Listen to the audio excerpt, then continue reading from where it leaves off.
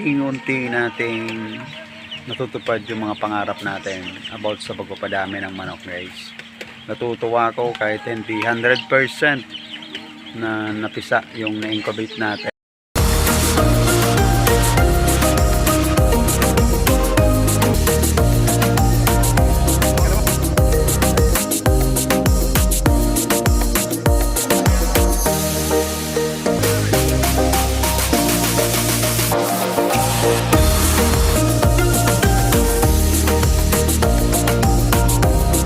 Pakita ko sa inyo, guys, yung ating hindi naman 100% na success, pero para sa akin okay na yon kasi isa tayong amateur or baguhan sa pag incubate ng manok. Pakita ko sa inyo, guys.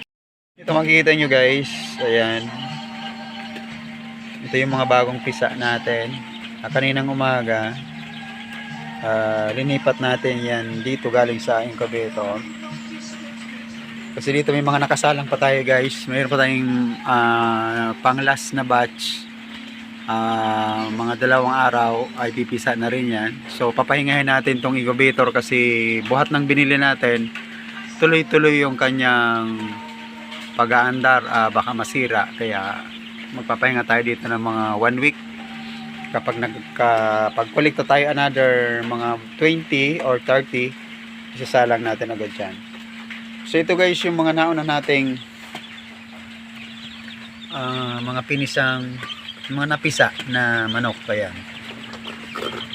Pakita ko sa inyo, guys. Ayan, napakadami yan. Mga, ay, saglit, ang lalakas na nito umaakit na nga sila dito. Kailangan kung pa-akitin sila kasi nga maulan, baka sipunin sila.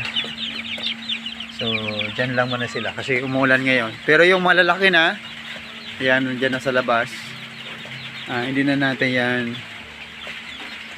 talagang kahit ulan, kayang-kaya na nila. Ito kasi medyo 1 month old pa lang to. Ang iba, binilang natin ngayon, guys. Ngayon pa lang, update tayo is maabot na po ng 21 yung ating mga napisang mga sisiw dito sa ating incubator. So, mayroon pa diyang naiwan na mga 15 na piraso. Titingnan natin kung lahat yung mapisa o kahit naman hindi lahat. So malaking bagay na po yun. So makapagpisa tayo ng mga 25 or 30 na piraso.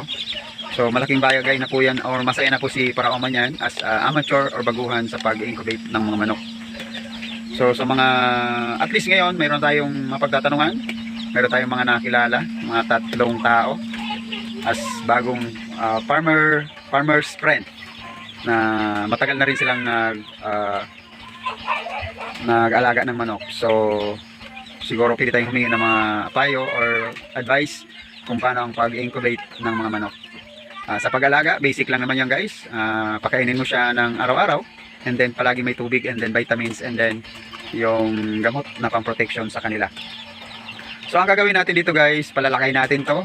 Yung mga lalaki gagawin natin meat production, and then yung mga babae ay padadamihin natin para ma-hit or matupad natin yung egg production kahit pansarili lang muna. And then sabi ko nga, kapag sobra-sobra na po yung supply ng ating itlog ay pwede natin ibenta sa labas. So yan naman ang purpose natin kaya tayo nag-alaga ng manok. So yan lang po muna, guys, ang yung lingkod. Ito lang iwas si Paraoma na unti-unting natutupad yung mga parangarap natin kahit paunti-unti lang, kasi ayaw ko magmadali, guys, kasi low budget lang tayo. So nung isang araw nakalimating na po yung in-order natin na net, nasa 100 meters. Ayan, ito po ay nakahanda para sa gagawin nating medyo expand tayo ng prey range ng ating mga manok. Gusto kasi medyo malawak yung kanilang kulungan. So and then gagawa tayo ng medyo maliit lang na medyo maganda naman at matibay na kulungan nila para sa panahon ng tagulan ay medyo safe naman sila, hindi sila mamatay or magkasakit. So yan lang po muna ang yung lingkod lang, guys, si Paraoma. Nagsasabi magandang araw sa inyo lahat and happy farming.